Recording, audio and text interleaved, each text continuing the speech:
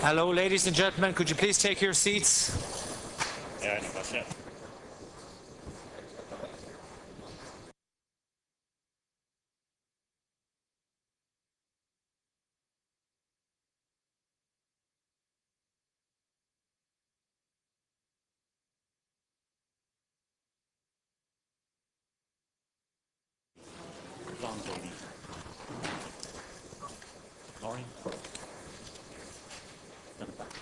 Okay, ladies and gentlemen,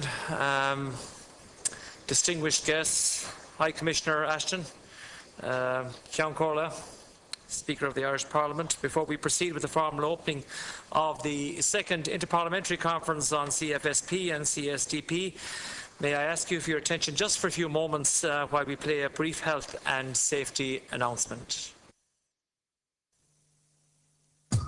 Ladies and gentlemen, may we please have your attention for this public safety announcement. This is the Printworks Conference Centre. The Printworks Conference Centre has 8 emergency exits. Exit signs will remain illuminated at all times.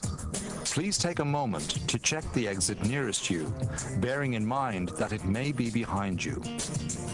In the event of emergency, you will be asked to proceed to the exit and move down the steps to the assembly point located in the lower castle yard beside the church.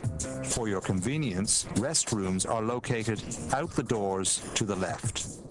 Please ensure that mobile phones are switched to silent while in the Printworks Conference Centre, and remember that this is a no-smoking building. If you're using headsets, we would request that you return them to where you found them when you have finished. Welcome to Dublin, Ireland, and at its heart, Dublin Castle. For over 800 years, Dublin Castle has been at the centre of Irish political and cultural history. Please take time during your visit to tour around the castle, see Ireland's past in pride of place and memory, and enjoy the breathtaking art, furniture and decor. Thank you for your attention and enjoy your time in Dublin Castle and the Printworks Conference Centre. Okay, thank you very much indeed. I hope some of you have got an opportunity to visit the state rooms in Dublin Castle. If not, hopefully you'll do so over the remaining day or tomorrow as well. I will now proceed with the opening of the conference itself, and it gives me great pleasure, and I'm very happy to introduce Sean Barrett, TD, the Ceann Comhairle, Speaker or the President of Dáil Éireann, the House of Representatives of the Irish Parliament. The Ceann Comhairle, the Speaker, is a very distinguished and experienced politician, former government minister, and it's a great pleasure for me to ask the Ceann Comhairle to proceed to opening the conference here this afternoon.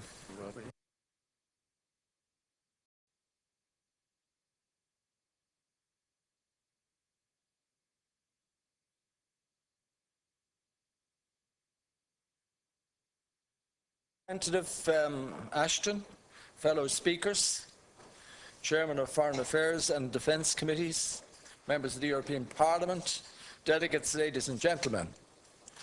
On behalf of the Irish Presidency and on my own behalf, I wish to extend a very warm welcome to our capital city, Dublin, and to you who are participating in the second meeting of the Interparliamentary Conference on the Common Foreign and Security Policy and Common Security and Defence Policy. This conference seeks to build on the excellent work carried out by the Cyprus Presidency, who hosted the first conference. As Ceann Comhairle, I had the pleasure of contributing to the debate at the Conference of Speakers on the establishment of this conference. I look forward to taking part in the debate on the proposals which arise out of the review of the Interparliamentary Conference, and I hope that this meeting will agree the mechanism that will allow this important process to proceed in an effective and efficient manner. I'm also very pleased that the very important work that you're about to commence with is to be broadcast live through our parliamentary channel, and also will be webcast live on the website of the Irish Parliament. And I say this deliberately because, as some of those present here would have heard me say before, I believe it is very important that, for the sake of the proper development of the structures within Europe, that the public that we represent, whether at European or national level, should be aware of the work that goes on. And it's my, and has been, a great commitment of mine to ensure that we develop in our Parliament a proper parliamentary channel, and I have suggested that the proceedings of the European Parliament, particularly the monthly proceedings, should be shown through our channel to our people here in Ireland, so people can see the work that's being done in the European Parliament. There's no reason why the European Commission shouldn't show some of their meetings through our parliamentary channels, and indeed that the Council itself shouldn't be shown at times through our parliaments, because it is important, so important, that people understand how the European system works and what their representatives are doing. And I think this is something that all of us as parliamentarians should endeavour to pursue, and see to it that we engage, anything we engage in, that we allow the public to see what we are talking about and how we are doing our business. The present situation, the present fiscal situation in Europe, in my opinion, has perhaps slowed down a lot of the other good work that's going on as Europeans. And for that reason, I think a conference like this is vitally important. As a former Minister for Defence myself, I'm very aware of the work that has been done, particularly in terms of peacekeeping. And Ireland in particular has a proud record in peacekeeping, to such an extent that we now have a peacekeeping college in the Curragh camp, where we give classes to those who wish to come to learn about peacekeeping methods that have been applied by the Irish over the last 60 to 70 years. And I think when we talk about peacekeeping, we do it without the use of force. And I know there's a difference between peacekeeping and peacemaking, but we have engaged to a great degree in areas of peacekeeping, and we have an awful lot to contribute. And in fact, we welcome member states, or indeed other countries, sending their personnel to our college to discuss methods of peacekeeping. I think this is a vital role for Europe in the future. I recall the debate here in Ireland when we had a referendum on the Lisbon Treaty, the scaremongering that went on, that this was all about developing a European army and all this sort of nonsense. But, you know, it's now been established firmly that what we're talking about is using our combined efforts to bring peace into this world. It's not about aggression, it's about bringing peace into the world. And I think doing it in a combined fashion can at times be far more beneficial than just acting individually. I also believe that in the whole area of perhaps the developing world, that a joint effort can be more productive than just individual states doing their bit. And I've thrown out a suggestion before, and I'd like to throw it out here again today for your consideration. We have a major unemployment problem throughout Europe. We have highly skilled workforce here in Ireland, some of whom unfortunately are without work. You have professional people like architects, engineers, tradespeople who are without work at the present time. Yet there are parts of the world where these skills could be used to the maximum, where we could allow people who are in receipt of unemployment benefit to perhaps go on a 6-monthly tour to educate those in the developing world with the skills that they have, to engage in perhaps house building or other schools or hospitals, to teach the locals how to do this sort of work and use the skills of people that are currently walking our streets without work. And I think this is something that Europe should look at a time when we have so many skilled people without without work, as I said before. And I hope that perhaps over the years, when this conference continues to develop, that we look at various ways and means, not just about, security, but about how we can together bring peace into this world and to use our expertise to assist in the development of that peace. I think it's now time for me to allow you to get on with your work. I just want to finish my few words by welcoming you, of course, to Ireland. Ireland is now just 40 years members of the European Union. I must say that it has been, from my point of view, a tremendous experience. I'm 39 years in politics. I think the year after, or the year before I joined, we became members of the European Union. I've seen nothing but benefit from being a member of the European Union, but most of all, I see tremendous benefit in occasions such as this. People from member states meeting with each other, discussing common problems. We all find as politicians that a lot of the problems in my country are very similar to what's in your country. But together we can find solutions to these problems. This is a very important conference. The idea of common security, working together, making certain that we contribute in a major way in peacekeeping, to me that is a major role that we all can play together. And I would like to wish you all every success during this conference. I wish the conference concept every success also. We had some delay in bringing it about. I'm delighted that it's here now. I hope that all member states are represented, I should say, and I look forward to, as I said previously, looking forward to seeing this conference idea developing and being productive and worthwhile into the future. So thank you very much, and again, Céad Míle Fáilte and 100,000 welcomes to Ireland. Thank you.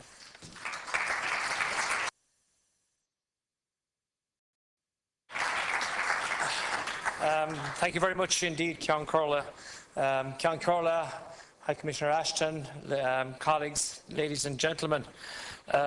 We have the good fortune today to live in a Europe at peace and to have the strength of our union to put at the disposal of others to help and aid those who are weaker and less fortunate than us. In this conference, we have chosen to focus in on enhancing the value of a more holistic approach to Africa and a more coordinated role by the EU in the Middle East process. The Union is faced in many parts of the world with very difficult situations at this time, which call for clear and coherent thinking and resolute and timely action.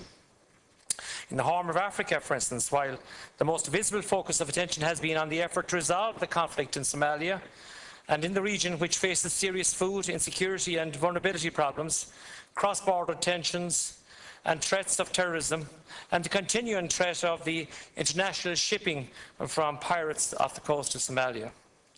In Western Africa, the Union in particular, France, supported by the other EU states, has acted quickly in Mali to bring about stability and security, and to the end, the acts being carried out by terrorist groups and the EU training mission in Mali is being established. Equally in the Middle East, in Syria, the Council has been quick to enact sanctions against the regime and to encourage political dialogue by the Syrian National Coalition, and there are perhaps hopeful signs that genuine negotiations may be able to resume in the Middle East process in the very near future, with perhaps a US-led restarting the talks. But we'll have to wait and see. And then there are many other such critical situations that need urgent attention, and which are the subject of EU foreign, security and defence policy. On a personal level, I visited the Horn of Africa region myself in the late 2011 to see at first hand the work being carried out there by Irish Aid. Irish Aid programmes are a very important part of our foreign policy. My committee had the privilege of visiting Sierra Leone last October to view the Irish Aid operation there and to see the very serious challenges involved in assisting countries emerging from conflict. The use of aid programmes is one of the instruments comprising in the comprehensive approach is, of course, a very positive development. A broader understanding of what is meant by the comprehensive approach is at last emerging, and we're delighted to welcome Ronan Murphy, a former Director of Irish Aid, as one of our moderators to explore the issue tomorrow in the first workshop. We know that we have a very strong and flexible foreign security and defensive policies developed over many years and based on difficult experiences in Europe and beyond.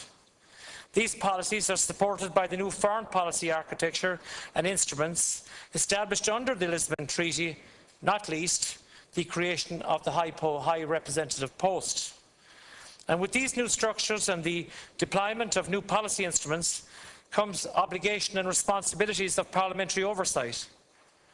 As individual, autonomous national parliaments, we must hold our governments to account for actions taken at European level. We must also ensure that collectively our voice as parliamentarians, both at Europe and national, is heard at all levels, and that we optimise the opportunities for dialogue and cooperation together and ultimately influence and improve European foreign and democratic policy, defence policy. Dialogue and cooperation between parliaments in the European Union have never been as important as they are today. We must have the right structures in place, the right format to maximise value and influence from our debates and our exchanges. Today's conference builds on the excellent work undertaken by the Cyprus presidency. I wish to congratulate my immediate predecessor, Mr. Avarov Niavatu, for organising the first CFSP-CSDP conference. I, of course, like all of you, emphasise with the difficulties now being experienced by the people of Cyprus, and I wish them and their leaders courage and fortitude in dealing with their current crisis. I look forward to our debate this evening with Catherine Ashton, the High Representative of the European Union in Foreign Affairs and Security Policy, on the Union's priorities for Africa. Tomorrow morning we will hear from the Deputy Foreign Minister of Taoiseach, Eamon Gilmore, and the Minister for Foreign Affairs on the important topic of conflict prevention. Following that debate, we will break into workshop formats. This is an innovation that I hope will promote a more intimate, participant-driven and informal level of discussion, ideas from and between parliamentarians. I hope and expect that the workshop format will bring the desired results and outcomes, and I look forward to hearing from the rapporteurs appointed for those sessions on the context of the discussions from the delegates on the usefulness of this new format.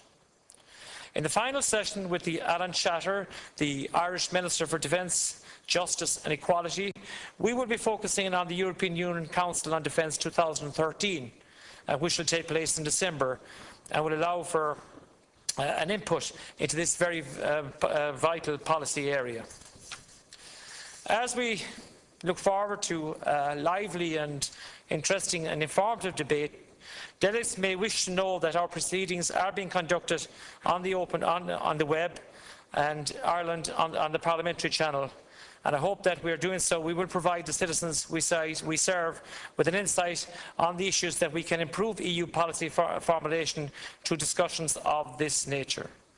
In conclusion, delegates, and I'm delighted to see such a great turnout of parliamentarians from all over Europe, including the European parliamentarians from the other countries which want to come into the European Union, our European Parliament colleagues.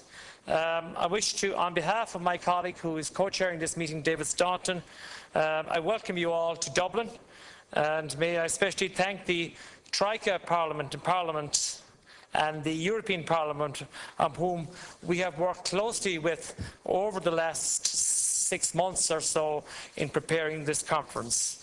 And I hope that we have a very useful discussion over the next 2 days, and that you, as I've said at the start, go home from Ireland and from Dublin with a view of the new Ireland, and the new Ireland that's emerging from our own difficulties, and that we are there in the middle of what's happening for a small country. So before I proceed with the next part of the discussion, I want to introduce my good friend from the European Parliament, the chairperson of the Foreign Affairs and Trade Committee, Mr. Elmar Brok.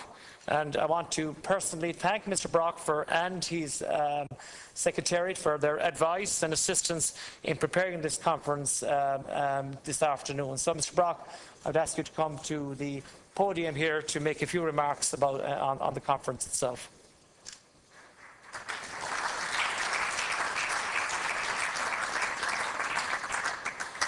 Mr. Speaker, dear Pat, David, sehr verehrte hohe Beauftragte, liebe Vizepräsidentin, meine Damen und Herren.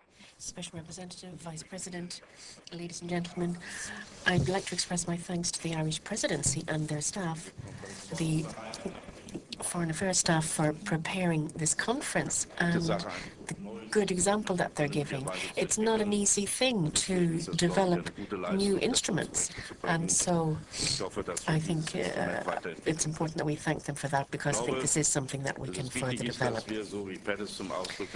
As Pat has said, I think it's important that we strengthen our cooperation so that after a meeting like this we return home with more knowledge and exchange that knowledge, have an exchange, because that, I think, is essential for EU foreign policy. Obviously, this depends on the way that the individual member state or the EU is structured. Baroness Ashton is present today, and that being the case, I would like to say that the construction of the EEAS, the European External Service, has been a difficult task, but obviously it's not one that will be completed in 2 years. A lot of progress has been made in the way in which policy is coordinated, and we have to look to the positive. If you look at the various missions, there are things that have been done and achieved now which we wouldn't have dreamt of 5 or 6 years ago. Obviously, there are other areas where there's room for improvement. For example, the decision-making process, not just in Brussels, but in the member state capitals. The decision-making process, particularly when it comes to Somalia, room for improvement. And we see how difficult it is when you have a situation like Syria to have the decision-making process so that we are able to act.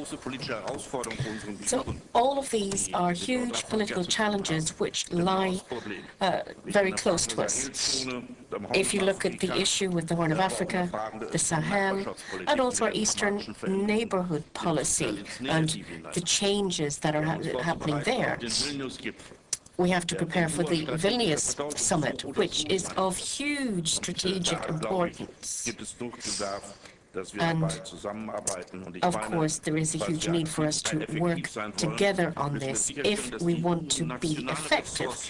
We have to ensure that those national resources and EU resources are used in a way that is complementary and that we achieve synergy so that we can meet those challenges.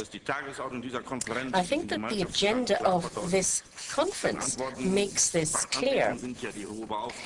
We have the special representatives, we have representatives from the national ministries, and we have the 2 working groups. I think that is progress in terms of the procedure.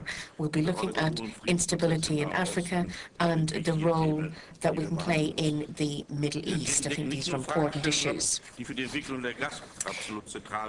These issues are key and help us to focus on the key issues that we face as parliamentarians. Let me just give you a few examples.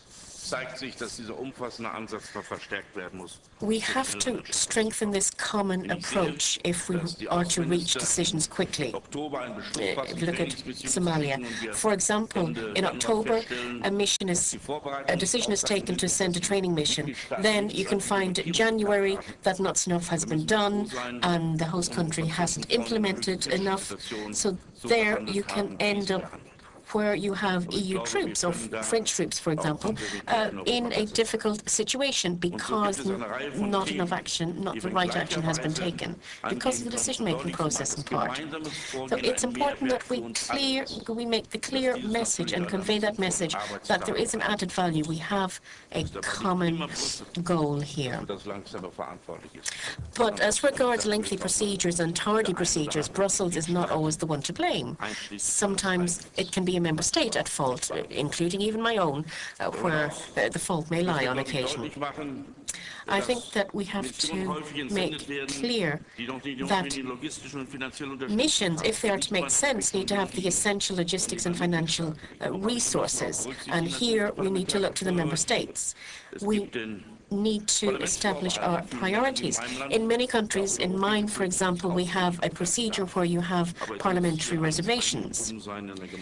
But I think that we have to organize the system so that we have a possibility of taking action, and that any action that we do take has an optimum effect.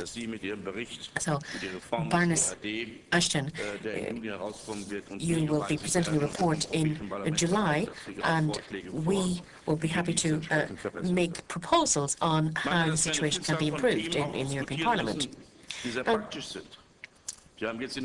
We often have to discuss things which are practical. For example, in the budget discussions, we have the decision-making process, runs up until May or June. We have to work together with the Commission and Council on the financial instruments. These are EU matters, but are essential for our neighbours as well. We have to, for example, ensure that there is stability in the instruments dealing with humanitarian rights issues. So the budget can have an impact on that. This year, the European Council wants to get to grips with defence policy.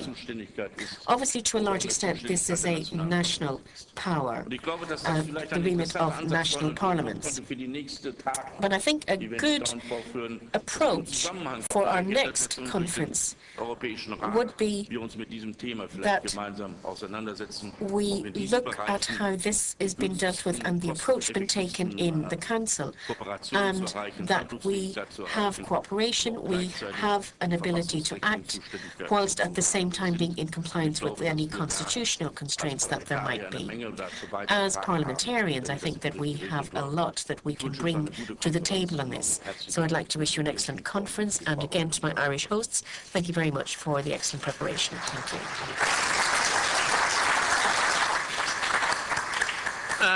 Thank you very much indeed, Mr. Brock.